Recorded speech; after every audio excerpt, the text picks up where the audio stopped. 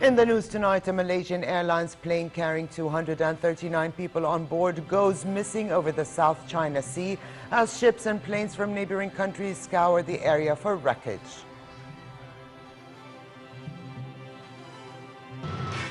Warning shots are fired to prevent an unarmed international military observer mission from entering Crimea, where new confrontations between Russia and Ukrainian troops are causing tension to rise. And the world marks International Women's Day this year under the theme Equality for Women is Progress for All. Good evening and welcome to a new edition of the news. Here are the details. The High Steering Committee on Following Up Syrian Refugees' Conditions in Jordan met in the presence of Prime Minister Abdullah Mansour to discuss issues pertaining to the refugees.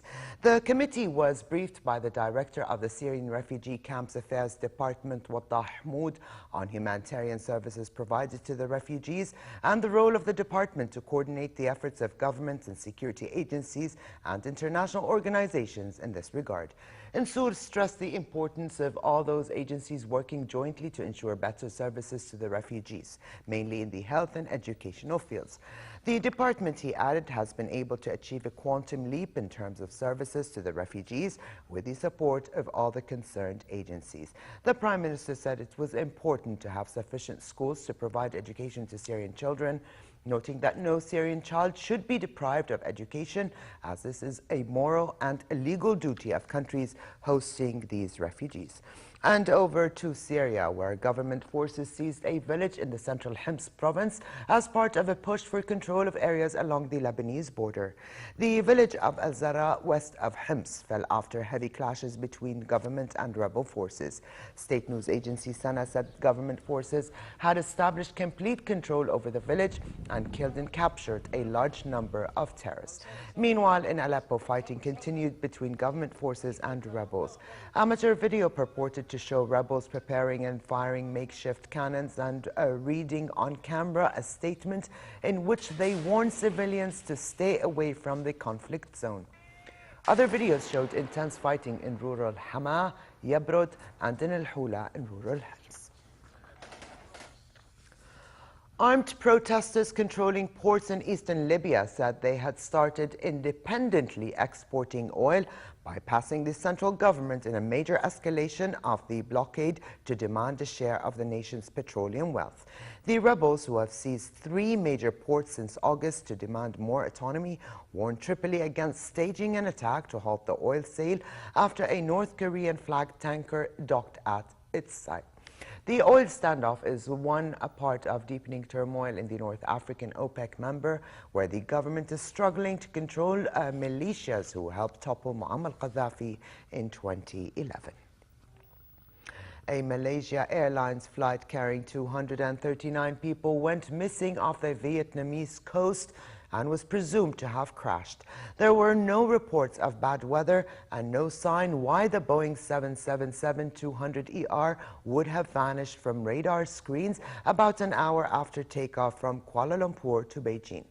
Malaysia Airlines said people from 14 nationalities were among the passengers, from China, Malaysia, Indonesia, Australia, and America, including a Chinese infant and an American infant. And while there were no signs of sabotage nor claims of a terrorist attack, there were news reports in Europe that at least 2 people on board may have been carrying stolen passports. 2 men from Austria and Italy, listed among passengers on a missing Malaysia Airlines flight, were not in fact on board, and at least one of them had his passport stolen. Over 20 hours after it went missing, there were no confirmed signs of the plane or any wreckage.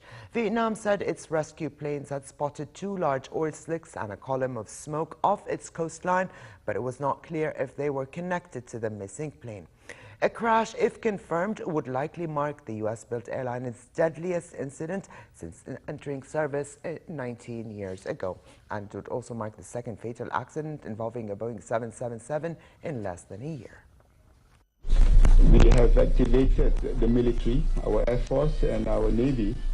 I had discussions with them earlier this morning, has been activated. Our National Security Council with our Coast Guard is also on it.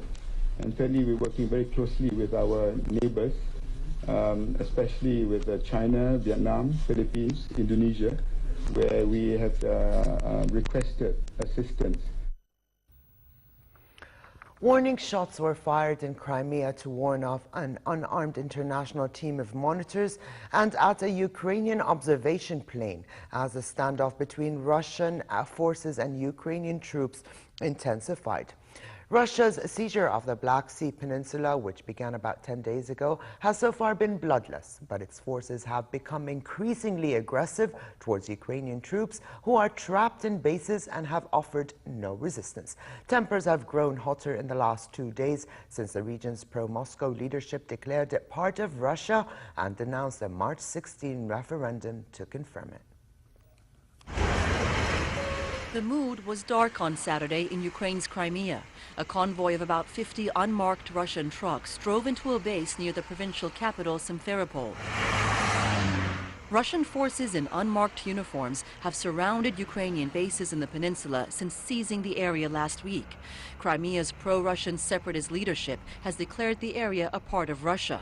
It's ordered Ukrainian soldiers loyal to the government newly formed last month to surrender. In Moscow, Russian Foreign Minister Sergei Lavrov said Russia is ready for dialogue with Ukraine, but he complained that the government in the capital, Kiev, is led by radicals supported by the West. This conflict is of an inner Ukrainian nature, inspired from outside, not from our side. The temporary government, as you call it, is not independent. Unfortunately, it depends on radical nationalists who took power in an armed coup. Ukraine's acting foreign minister said on Saturday his country will not give up Crimea to Russia. He said the idea of a possible contact group was under consideration to try to bring all sides to the table. The government in Kiev, he said, is willing to talk to the separatist Crimeans. We must talk to them. We must find out why they want to join Russia. Probably it was caused just because they have lower standards of living. Probably there's a need for developing national languages or cultural. We are ready to negotiate, but not with weapons. But for now, tensions on the ground remain high. Crimea's parliament set a referendum for March 16 to confirm if the region secedes from Ukraine and joins Russia. The crisis has become the biggest East-West face-off since the Cold War. Meanwhile, U.S. President Barack Obama made a series of phone calls to world leaders about the ongoing crisis in Ukraine, including the British Prime Minister, the French President, and the Italian Prime Minister. He also spoke to Baltic leaders amid the rising tension in Ukraine and told them that the United States supports them and is committed to its NATO defense commitments. Obama spoke with the presidents of Lithuania, Latvia, and Estonia. Meanwhile, U.S. Secretary of State John Kerry told his Russian counterpart Sergei Lavrov that any Russian steps to annex Ukraine's Crimea would close door to diplomacy and urged utmost restraint. In a telephone conversation with Lavrov, Kerry again reiterated what Obama said of urging them for utmost restraint and their support to Ukraine. Equality for women is progress for all. That is the theme of this year's International Women's Day, celebrated across the world. International Women's Day is an occasion to commemorate achievements in women's rights and to call for further change. And while some countries celebrated, others demonstrated. Celebrated on March 8th, International Women's Day has been recognized since the early 1900s to inspire women and acknowledge their contributions. But in Syria, women took to the street on this occasion to ask the world to bring an end to the war in their ravaged country. In the demonstration, organized by the Syrian Women's Union in front of the UN headquarters, participants call on the world to help stop the war in which women and children were being killed in. المرأة السورية نحن بنعتز وبنفتخر فيها أم الشهداء أم الأبطال. We are proud of the Syrian woman because she is the mother of martyrs, the mother of heroes. Whatever they did, they would not affect her, and she would stay strong and tolerant. While in Kiev, women marked International Women's Day by gathering at the Independence Square, which has been the heart of anti-government protests, and paying tribute to those killed in the violence, which included women. One participant spoke about the role of women in this revolution, saying, "Had it not been for them, there would be no tea and food for those who gave their lives to their country." But nevertheless, women are making huge strides as leaders, innovators, and money earners. IMF Managing Director Christine Lagarde marked International Women's Day with a video message saying that women matter enormously and contribute to the global economy. At the IMF, we are trying to focus on women's issue, making sure that everybody knows that women make a difference, that women bring value to the table, that they can contribute to the economy, and that they matter enormously when it's a question of focusing on value, focusing on principles, and delivering what they promise. And while there is a great deal to celebrate International Women's Day, there is still no doubt a long way to go. Mohammed Al-Fuqaha for the News at 10. An installation performance in Brooklyn, New York, dubbed In Orbit, is giving visitors insight into what life might be like in a hamster wheel. Alex Schwetter and Ward Shelley, the creators of the giant version of a hamster wheel, have been living on it since February 28th until tomorrow, and then the structure will remain in exhibition till April. In the 7.6-meter tall wooden wheel, the two men have a two-bedroom apartment, a kitchen, and a bath located on a swinging axle so that they are never turned on their side or upside down.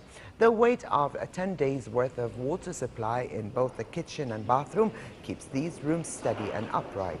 The structure weighs a little over 1,800 kilograms and cost them $4,000 to build. In Orbit is a third in a trilogy in what the pair calls social relationship architecture, where they explore how buildings affects the relationships that occur within those buildings. It is a fourth such project they take on together.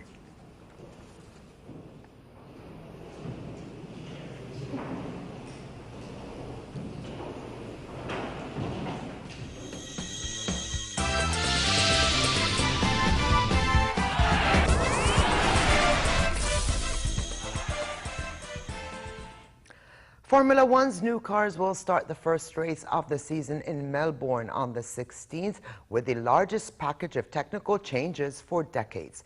The premier formula of motorsport has been given an energy-saving facelift.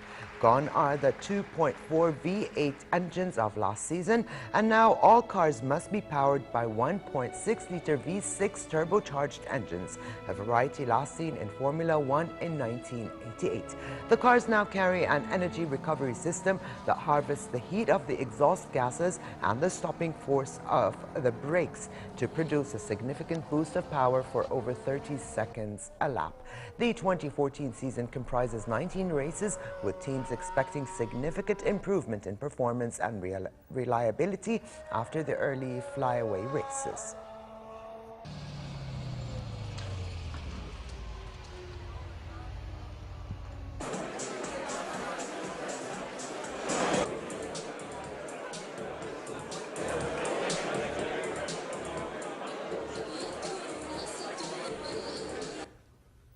Real Madrid are getting ready for tomorrow's La Liga at home to Levante. However, they will be without fullback Alvaro Arbeloa, who has injured his right knee. Arbeloa could be sidelined for 3 weeks, which means missing Real's Champions League last 16 return leg against Schalke on the 18th and the Clásico against Barca 5 days later. Real are a point clear of champions Barca at the top of La Liga.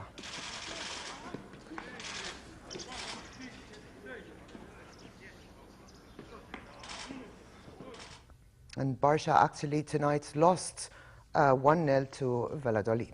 And finally, unstable weather conditions continue tonight with rain accompanied by thunder at times. As for tomorrow, a tangible drop in temperature is expected, creating cold and partly cloudy conditions with rain accompanied by thunder and hail. Winds will be southwesterly moderate to brisk, changing to westerly in the afternoon. The Gulf of Aqaba should expect fair weather tomorrow with a chance for rain accompanied by thunder, while winds will be northerly moderate to brisk and the seas choppy. The weatherman warns of poor visibility due to dust and flash floods in low-lying areas, including Aqaba. Here now is a look at temperatures forecast for tonight and tomorrow.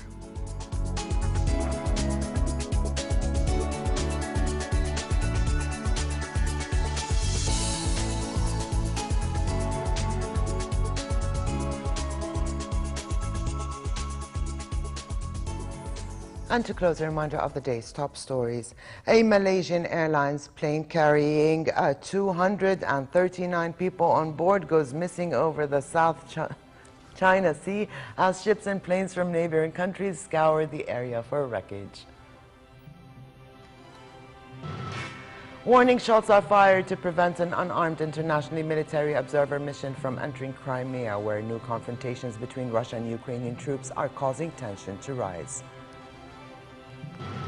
And the world marks International Women's Day this year under the theme Equality for Women is Progress for All.